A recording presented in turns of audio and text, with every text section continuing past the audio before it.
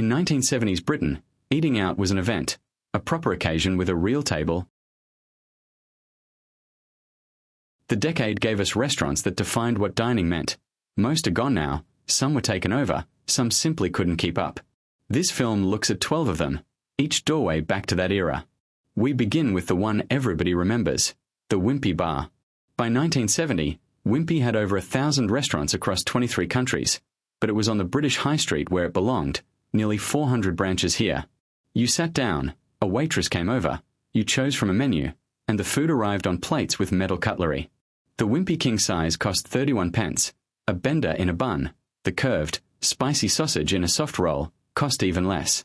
Desserts were part of the ritual, the brown derby, a warm donut topped with ice cream and hot fudge sauce, the Knickerbocker Glory, piled high with fruit, jelly, ice cream, and cream.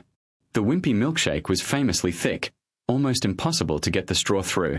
For children, a Wimpy birthday was a dream, a table, friends, and a proper meal out. In the 1970s, that meant something. Then McDonald's arrived. Everything became faster, cheaper, and wrapped in paper.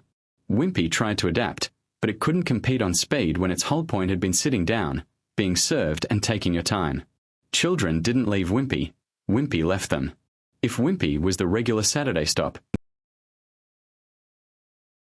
in 1970 there were 147 Bernie Inns across the United States. Each one looked the same, dark wooden beams, white walls, red plush seating and a candle on the table. The menu was short and simple by design.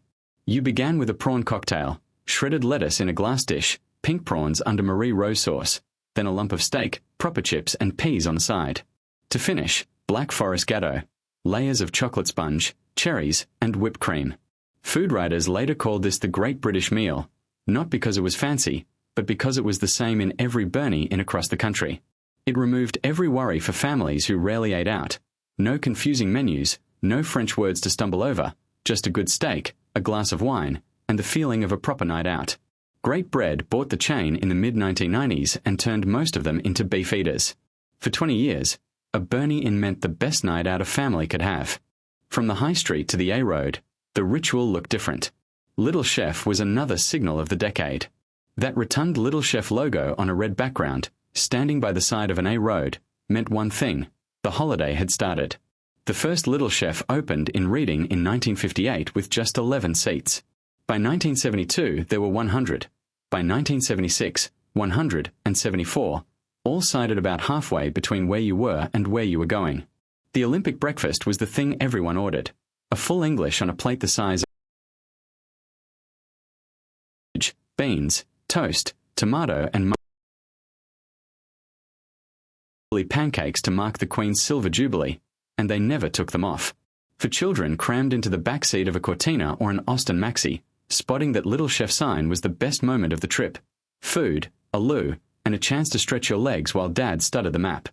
Here's one that often comes back all at once: the Golden Egg.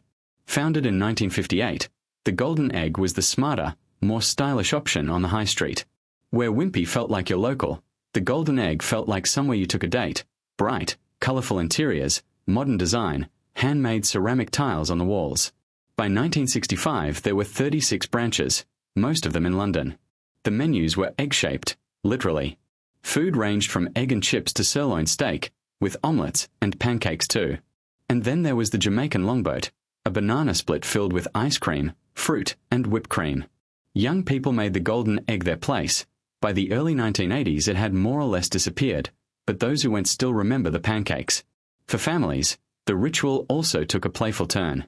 In May 1973, Michael Pickard, who had worked at Trust House Fort, opened the first Happy Eater in Ripley. Built to compete with Little Chef, Happy Eater offered one clear advantage: the climbing frames.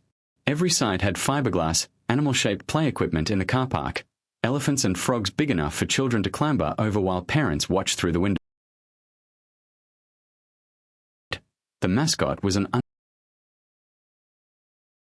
unmarried names like Dog's Delight and Little Porcass, and you could collect I'm a Happy Eater badges. In 1983, Parents magazine named Happy Eater the best family restaurant chain in the country. By the mid-1980s, there were around 85 Happy Eaters. When Grenada bought the parent company in 1996, they decided to keep Little Chef. Every Happy Eater was converted or closed, and the last were gone by 1997. Before Pizza Hut took over the nation, there was Pizzaland. Founded in 1970, its first branch outside London opened on Danes Gate in Manchester, and from there it spread across the country. Pizzaland reached over 140 branches at its peak, red checkered tablecloths in some places, proper salad bars in others. For many British children, it was the first time they ate pizza, the first whole pizza put in front of them. The famous promotion was pizza for a penny. Buy one, get a second for 1 penny. For a while it worked brilliantly. Then customers began to come only with a coupon. In 1996, Whitbread bought the chain and converted most branches into Pizza Huts. Just like that, Pizzaland was gone. Now, somewhere that felt like a proper night out in central London, Angus Steakhouse. Several branches clustered across the West End, positioned for the theatre crowd arriving and leaving the shows.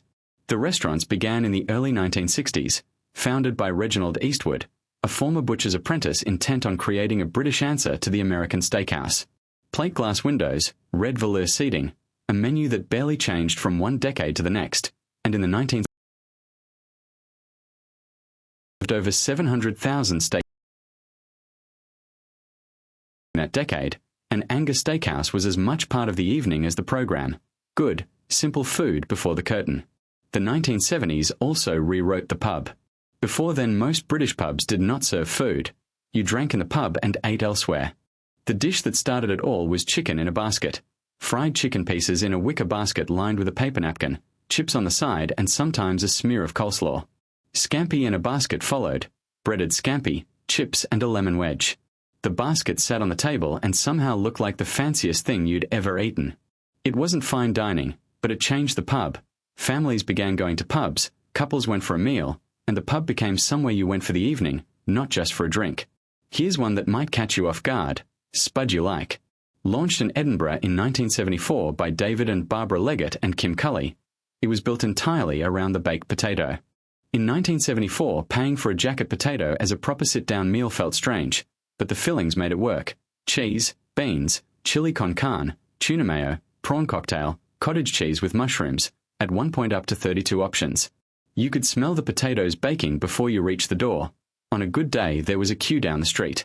By the end of the decade, there were 4 branches in Edinburgh, and the founders were looking for partners. Within a few years, Spud You Like had around deserves credit too.